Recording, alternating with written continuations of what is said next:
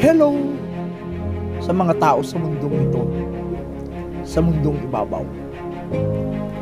Ako si Guhit Lakbay, patuloy na nagpapatuloy upang gumawa ng isang pahina sa social media.